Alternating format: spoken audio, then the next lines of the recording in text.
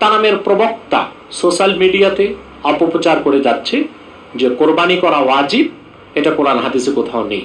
দ্বিতীয় আরেকটি বিভ্রান্তি তারা সৃষ্টির চেষ্টা করছে, আর সেটা হলো যে শরীকে যে কোরবানি করা হয়, গরুতে, উটে, 7 শরীকে যে কোরবানি, তারা বলে শরীকে কোরবানি করার কোনো দলিল ইসলামে নেই। তৃতীয় আরেকটি বিভ্রান্তি তারা ছড়াচ্ছে যে কোরবানির পশুতে কোরবানির সাথে আকিকা করার কোনো বিধান ইসলামে নেই। তাদের এই 3টি বিভ্রান্তির অপনোদনে আমি কোরআন ও সুন্নাহ থেকে সংক্ষেপে কিছু দলিল, কিছু কথা বলছি। মূলত কোরবানি করা আল্লাহ তাআলা উম্মতে মুহাম্মাদির মধ্যে যারা ধনী, সচ্ছল, সামর্থ্যবান, তাদের জন্য ওয়াজিব করেছেন। আল্লাহ রাব্বুল আলামিন কোরআনুল কারীমের মধ্যে ইরশাদ করেছেন, তার হাবিব সাল্লাল্লাহু আলাইহি সাল্লামকে খেতাব করে, সম্বোধন করে, ফসল্লি লিরাব্বিকা ওয়ানহার, মুহাম্মদ সাল্লাল্লাহু আলাইহি ওয়াসাল্লাম, আপনি আপনার রবের জন্য নামাজ পড়ুন এবং কোরবানি করুন। অধিকাংশ মুফাসসির এই আয়াতের মাধ্যমে সাব্যস্ত করেছেন যে আল্লাহ তাআলা এই আয়াতের মাধ্যমে কোরবানিতে যে নামাজ পড়ি আমরা, ঈদুল আযহার নামাজকে ওয়াজিব করেছেন, পাশাপাশি কোরবানিকে ওয়াজিব করেছেন। এ ব্যাপারে পৃথিবীর প্রসিদ্ধ এবং প্রামাণ্য তাফসিরের কিতাব থেকে খুব সংক্ষেপে 2টি কথা আমি তুলে ধরছি। তাফসির রুহুল মাআনিতে এই ব্যাপারে আল্লামা আলুসি রাহমাতুল্লাহি আলাইহি তুলে ধরেছেন। ফাসাল্লি লিরাব্বিকা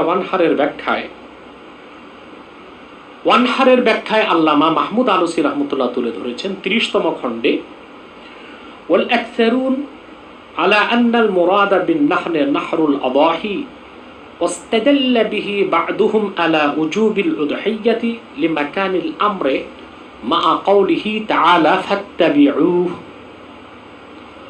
এই আয়াতের মাধ্যমে আল্লাহ পাক তার রাসূল মুহাম্মদ সাল্লাল্লাহু আলাইহি ওয়াসাল্লামকে হুকুম করেছেন যে আপনি কোরবানি করুন। সেজন্য রাসূল করিম সাল্লাল্লাহু আলাইহি ওয়াসাল্লামের উপর আল্লাহ তাআলা কোরবানিকে, ইহরাকুদ্দাম, কোরবানিকে ওয়াজিব করেছেন। আর যেহেতু অন্যত্র আল্লাহ তাআলা বলেছেন ওয়াত্তাবিউ, তোমরা মুহাম্মদ সাল্লাল্লাহু আলাইহি ওয়াসাল্লামের অনুসরণ করো, সেই দৃষ্টিকোণ থেকে আল্লাহ রাসূল মুহাম্মদ সাল্লাল্লাহু আলাইহি ওয়াসাল্লামের সুন্নাহ বা নীতি হিসেবে উম্মতের উপরও যারা সচ্ছল, সামর্থ্যবান, ধনী, তাদের উপর কোরবানিকে ওয়াজিব করা হয়েছে। আর এজন্যই হানাফিগণ বলে থাকেন যে সামর্থ্যবান, সক্ষম, ধনী ব্যক্তিদের উপর কোরবানি করা ওয়াজিব। কারণ আল্লাহ তাআলা তার রাসূল সাল্লাল্লাহু আলাইহি ওয়াসাল্লামের উপর যেটা ওয়াজিব করেছেন, সেই ওয়াজিব তরক করা রাসূলুল্লাহ সাল্লাল্লাহু আলাইহি ওয়াসাল্লামের জন্য জায়েজ ছিল না। আর রাসূল করিম সাল্লাল্লাহু আলাইহি ওয়াসাল্লাম সেই ওয়াজিবটি পালন করেছেন, যা সহিহ হাদিসের মাধ্যমে আমরা একটু পরেই দেখাবো। মদিনা মুনাওয়ারাতে সাহাবায়ে কেরাম রাওয়াত করেছেন 10 বছর প্রতি বছর রাসূল করিম সাল্লাল্লাহু আলাইহি ওয়াসাল্লাম কোরবানি করেছেন। অর্থাৎ ওয়াজিব হিসেবে রাসূল করিম সাল্লাল্লাহু আলাইহি ওয়াসাল্লাম এই আমলটি পালন করেছেন, কখনো তরক করেননি। আর যেহেতু আল্লাহ পাক কোরআন কারীমে সূরা আরাফে নির্দেশ করেছেন উম্মতকে ওয়াত্তাবিউ, তোমরা মুহাম্মদ সাল্লাল্লাহু আলাইহি ওয়াসাল্লামের অনুসরণ করো, সেজন্য অন্য কোনো হাদিসের মাধ্যমে যেহেতু রাসূল করিম সাল্লাল্লাহু আলাইহি ওয়াসাল্লাম এই কাজটি উম্মতকে করতে নিষেধ করেননি, নিজের জন্য একেবারেই খাস এই কথাটি বলেননি, সেজন্য রাসূল করিম সাল্লাল্লাহু আলাইহি ওয়াসাল্লামের অনুসরণে রাসূল করিম সাল্লাল্লাহু আলাইহি ওয়াসাল্লামের উম্মতের মধ্যে যারা ঈমানদার, সামর্থ্যবান এবং ধনী, তাদের উপর কোরবানি করা ওয়াজিব সাব্যস্ত হয়। এবার কিছু সহিহ হাদিস আমরা তুলে ধরতে চাচ্ছি। এ ব্যাপারে হাদিস এসেছে, রাসূল করিম সাল্লাল্লাহু আলাইহি ওয়াসাল্লাম ইরশাদ করেছেন, দাহু, তোমরা কোরবানি করো। রাসূল করিম সাল্লাল্লাহু আলাইহি ওয়াসাল্লাম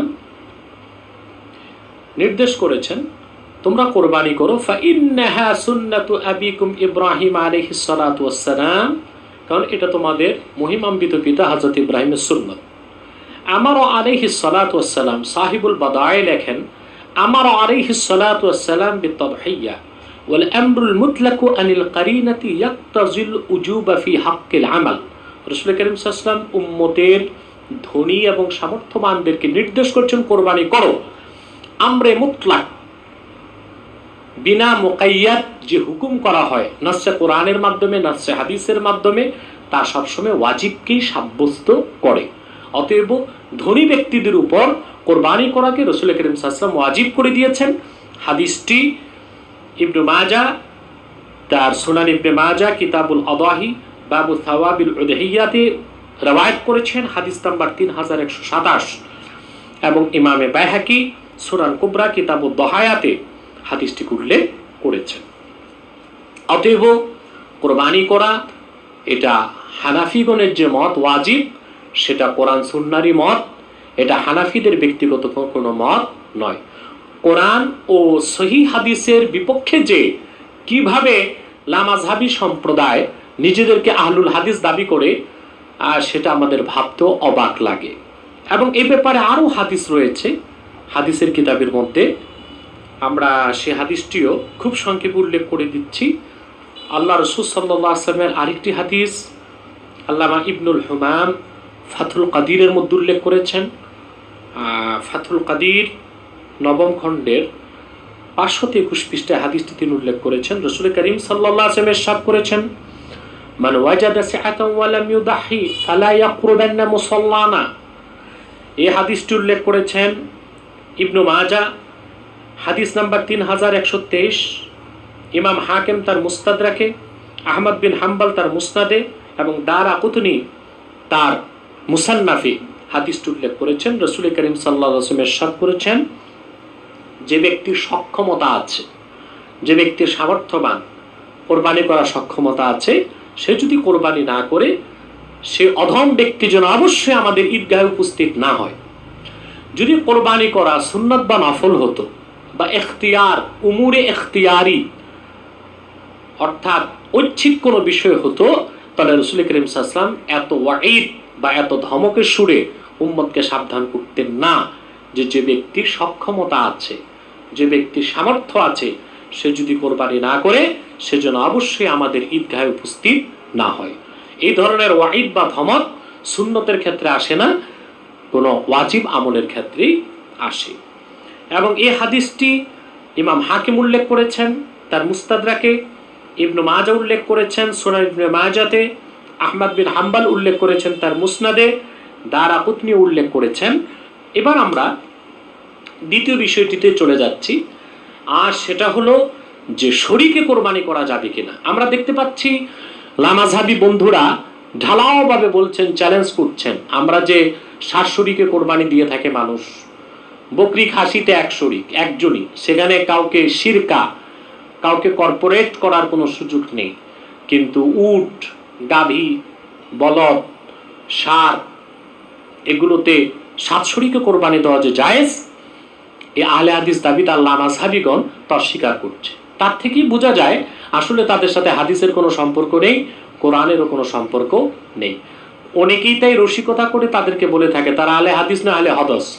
এ নামটি কতটুকু তাদের ক্ষেত্রে প্রযোজ্য হবে, সেটা বাছবিচার করার দায়িত্ব আমরা জাতির বিবেকের কাছেই ছেড়ে দিলাম।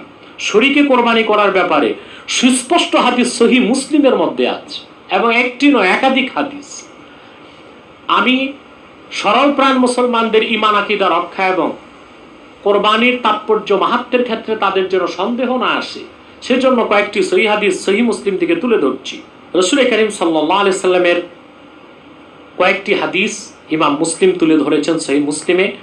হাদিস নাম্বার 3172, হাদ্দাসানা কুতাইবাহ ইবনে সাঈদ হাদ্দাসানা মালিকুন হা ওয়া হাদ্দাসানা ইয়াহইয়া ইবনে ইয়াহইয়া واللفظ له قال قرأت على مالك عن أبي الزبير عن جابر بن عبد الله الأنصاري رضي الله تعالى عنهما قال نحرنا مع رسول الله صلى الله عليه وسلم عام الحديبية البدنة عن 7 والبقرة عن 7।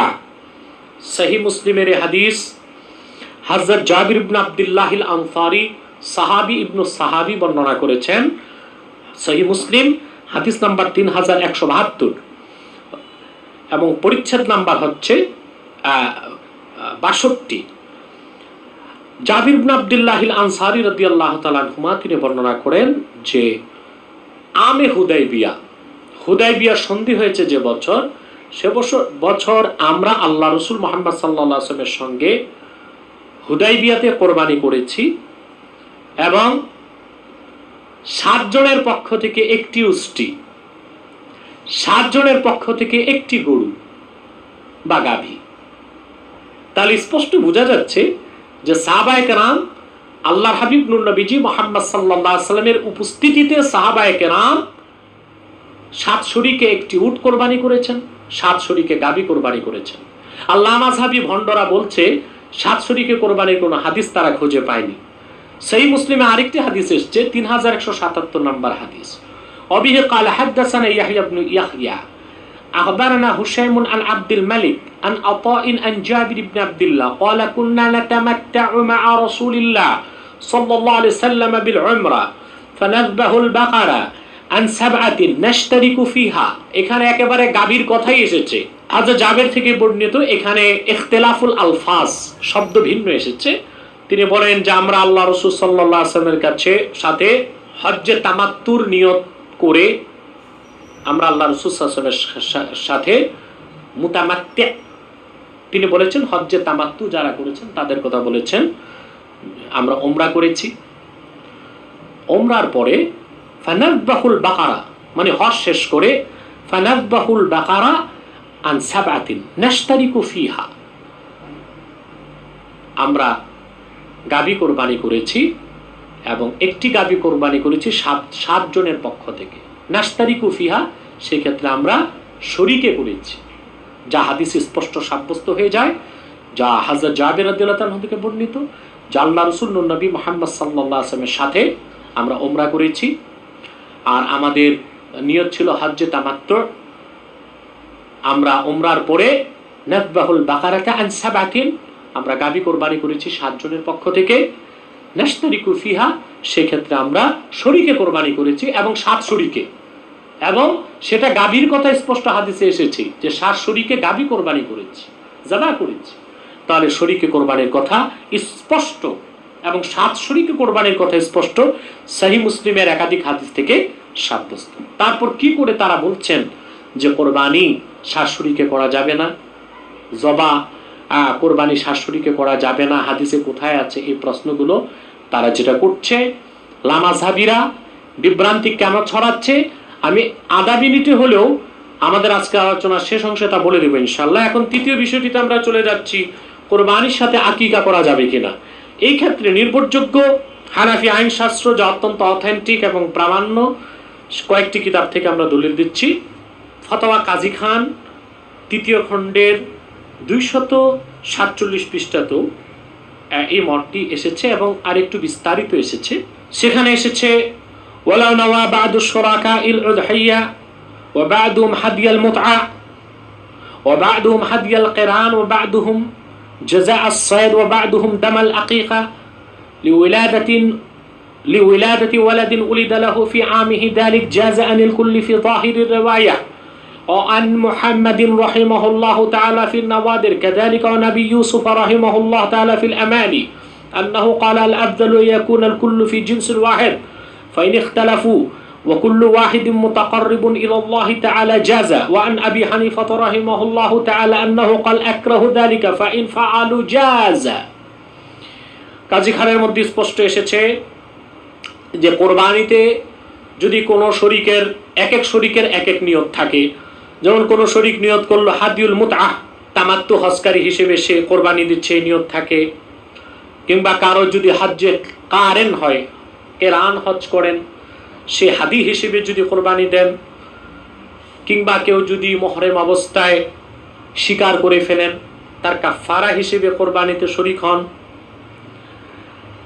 কিংবা কেউ যদি ওয়াবাদুহুম দামাল আকিকা লিওয়ালাদাতি ওয়ালাদিন উলিদা লাহু ফি আমিহি যালিক, কিংবা কোন শরীক যদি কোরবানিতে নিয়ত করে আকিকা দিবে কোরবানির সাথে, সে তার শরীকিতে আকিকাকে সংযুক্ত করে, জাযা আনিল কুল্লি ফি যাহিরির রিওয়ায়া, জাহিরের রিওয়ায়াত অনুযায়ী সবার পক্ষ থেকেই আদায় হয়ে যাবে, কোরবানি সহিহ হবে।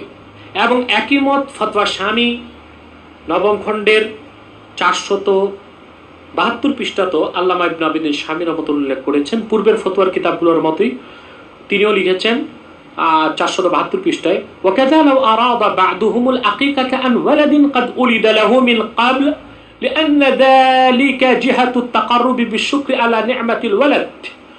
ঠিক এভাবে কেউ যদি কোরবানির সাথে আকিকার নিয়ত করে, সেই বাচ্চার যে বাচ্চাটা সে বছর জন্ম নিয়েছে কিংবা আরো আগে জন্ম নিয়েছে, আকিকা দেওয়া হয়নি, নিয়ত করে, তাতে কোনো সমস্যা নেই যদি তার, কারণ এটাও আকিকাটাও আল্লাহ তাআলা সন্তুষ্টির উদ্দেশ্যে দেওয়া হয়। ইজহারু সুরুর, ইজহারু শুকরি লিনিআমিল্লাহি আযজা ওয়া জাল্লা, সন্তান আল্লাহর নিয়ামত, এই নিয়ামত লাভ করাতে শুকরিয়া আদায় করার জন্য সে আকিকা করে, সেজন্য কোরবানির সাথে আকিকা কোনো সমস্যা নেই। আমরা কোরআন, সহিহ হাদিস, নির্ভরযোগ্য মুহাদ্দিস ও মুজতাহিদদের স্বীকৃত মত এবং ফতোয়া নির্ভরযোগ্য কিতাব থেকে 3টি বিভ্রান্তির জবাব সংক্ষেপে দিয়েছি। তা হলো, আমরা সাব্যস্ত করেছি বা বুঝতে পেরেছি কোরবানি করা ধনীদের জন্য ওয়াজিব, এটা সুন্নত নয়। দ্বিতীয় যে বিষয়টি আমরা বুঝতে পেরেছি 7 শরীকের কোরবানি, সেটাও সহিহ হাদিস থেকে সাব্যস্ত। তৃতীয় যে বিষয়টি আমরা বুঝতে পেরেছি কোরবানির সাথে আকিকা দেওয়া যেতে পারে, কিন্তু যেহেতু ইমাম আজম রহমতুল্লাহ বলেছেন মাকরু, সেজন্য আমরা চেষ্টা করব কোরবানিতে সবাই কোরবানিরই নিয়ত করব। তবে কেউ যদি আকিকার নিয়ত করে তাতে নাজায়েজ হবে না, সেটাও জায়েজের অন্তর্ভুক্ত হবে। কিন্তু আমার একটি প্রশ্ন, যে এই কোরবানি আমরা আগে দেখতাম কোরবানির মাসে, জিলহজ মাসে তথাকথিত বুদ্ধিজীবী বামপন্থী নাস্তিকরা বিভিন্ন স্যাটেলাইট চ্যানেলে কিংবা বিভিন্ন পত্রিকা আর্টিকেল লিখে আমাদের কোরবানিকে প্রশ্নবিদ্ধ করার চেষ্টা করত। যারা হিন্দু প্রীতি, হিন্দুদের প্রতি যাদের যথেষ্ট মায়া টান, সেসব নাস্তিক বুদ্ধিজীবীরা কোরবানির বিরোধিতা করত।